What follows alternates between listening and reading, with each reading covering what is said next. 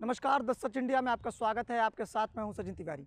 रामचरितमानस का विवाद इन दिनों खूब सुर्खियों का सबब बना हुआ है। उत्तर प्रदेश की राजनीति में रामचरितमानस को लेकर एक के बाद एक टिप्पणियां की जा रही हैं। तो रामचरितमानस को लेकर अब मोहन भागवत ने भी अपनी प्रतिक्रिया साफ जाहिर कर दी है। मोहन भागवत के बयान के सामने आने के बाद स्वामी प्रसाद मौर्य को मानो संजीवनी बूटी मिल गई हो। स्वामी प्रसाद मौर्य जिस तरह से मोहन भागवत के बयान के बाद दहाड़ रहे हैं, जिस तरह से प्रेस कॉन्फ्रेंस करते हुए स्वामी प्रसाद मौर्य ने जमकर निशाना साधा है, वो भी जरा गौर से सुनिए। और जरा गौर से सुनिए कि सोशल मीडिया पर एक्टिव रहने वाले इन दिनों के सबसे बड़े विवादित बयान के सरताज और खुद को मौसम वैज्ञानिक बताने वाले स्वामी प्रसाद मौर्य के उस बयान को, जो बयान मोहन भागवत के बयान के बाद निकलकर सामने आया, उस बयान में किस तरह से स्वामी प्रसाद मौर्य ने अपने आलोचकों को जवाब दिया। साथ ही साथ वो बयान आप पहले सुनिए, उसके बाद हम बताएंगे पूरी कहानी क्या है। सुनिए।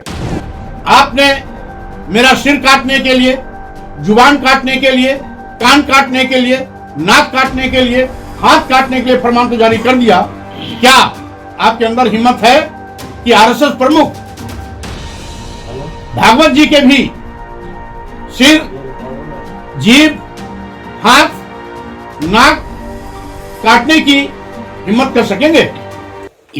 ये बयान मोहन भागवत के बयान के बाद निकलकर सामने आया, जिस बयान के जरिए स्वामी प्रसाद मौर्य ने अपने आलोचकों को जमकर जवाब दिया। पर स्वामी प्रसाद मौर्य जो इन दिनों सोशल मीडिया पर खूब एक्टिव नजर आ रहे हैं, वो समाजवादी पार्टी की एक महिला नेता के उस ट्वीट को भूल गए, जिस ट्वीट के जरिए पर स्वामी जी उस ट्वीट को भूल गए जो उनकी समाजवादी पार्टी की एक महिला नेता के द्वारा किया गया था। यानी हम बात कर रहे हैं रोली तिवारी की। रोली तिवारी के द्वारा किस तरह से ट्वीट करते हुए स्वामी प्रसाद मौर्य को खुलेआम खुले मंच से शास्त्रार्थ के लिए चुनौती दे दी गई थी। पर इस ट्वीट पर स्वामी जी की नज़र नहीं जाएगी और शायद इस ट्वीट को अगर स्वामी जी ने देखा भी होगा तो दरकिनार कर दिया होगा। इसलिए दरकिनार किया होगा कि शायद अगर शास्त्रार्थ की चुनौती को कबूल कर लेंगे, स्वामी जी ने जब इस ट्वीट को देखा होगा तो सोचा होगा कि इसे दरकिनार करना ही अच्छा है, क्योंकि अगर इस ट्वीट को यानी इस चुनौती को कबूल कर लिया गया तो हमारा सारा का सारा ज्ञान निकलकर जनता के सामने आ जाएगा और फिर हमारा जो प्रोपोगेंडा चल रहा है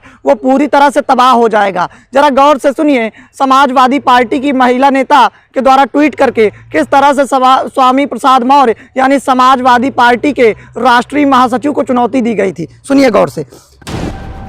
ट्वीट करते हुए रोली तिवारी लिखती हैं, मैं अपनी पार्टी के राष्ट्रीय महासचिव श्री स्वामी प्रसाद मौर्य को श्री रामचरितमानस पर जनता के सामने लाइव शास्त्रार्थ के लिए आमंत्रित करती हूं। अगर मैं उनसे हार गई तो मैं राजनीति छोड़ दूंगी। अब आप समझिए कि समाजवादी पार्टी की एक महिला नेता के द्वारा किस तरह से खुलेआम खुले मंच से चुनौती दी जाती है, पर उसके बावजूद स्वामी जी इस चुनौती को स्वीकार नहीं करते हैं। वो इस चुनौती को दरकिनार कर देते हैं, क्योंकि वो भी इस बात को बखूबी जानते हैं कि यदि जनता के सामने लाइव शास्त्रार्थ हो गया तो हमारा सारा का सारा ज्ञान निकल कर सामने आ जाएगा।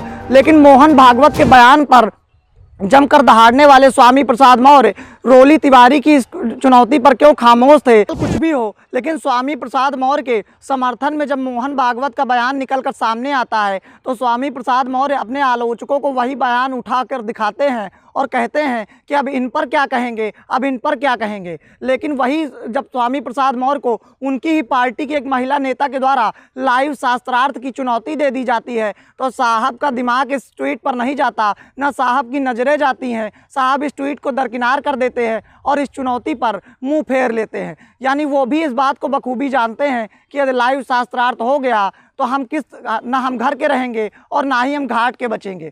फिलहाल कुछ भी हो, लेकिन इन दिनों रामचरितमानस को लेकर जिस तरह से राजनीति चरम सीमा पर है, वो कहीं ना कहीं इस बात को साबित करती है कि समाजवादी पार्टी के द्वारा हिंदुओं की भावनाओं को पैरों तले रौंदते हुए खुद के वोट बैंक को साधने की पुरजोर कोशिश की जा रही है।